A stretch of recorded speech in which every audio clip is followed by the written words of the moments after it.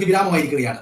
രാഹുൽ മാങ്കൂട്ടത്തിൽ ശനിയാഴ്ച പാലക്കാടിന്റെ മണ്ണിൽ കാലുകുത്തുകയാണ്. രാഹുൽ തന്നെയാണ് ഉറപ്പ് നൽകിയിരിക്കുന്നത്. തന്നെ കാണാൻ പാലക്കാട് മണ്ഡലത്തിൽ നിന്നുള്ള പാലക്കാട് നിയോജക മണ്ഡലത്തിൽ നിന്നുള്ള തന്നെ കാണാൻ കോൺഗ്രസിന്റെ നേതാക്കളോട് അവർ മണ്ഡലത്തിലെ പല കാര്യങ്ങളും തന്നെ അറിയിക്കാൻ വേണ്ടിയാണ് വന്നത്.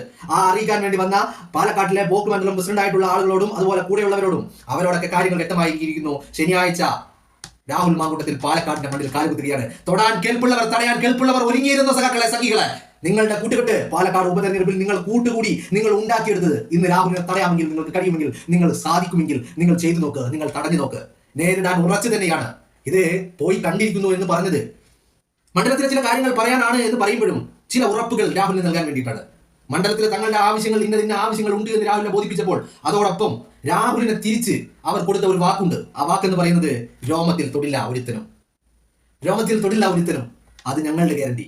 ആ ഗ്യാരണ്ടിക്ക് പുറത്ത് രാഹുൽ മാങ്കൂട്ടം ശനിയാഴ്ച പാലക്കാട്ടിന്റെ മണ്ണിൽ പൂർവാധികം ശക്തിയോടുകൂടി തിരിച്ചു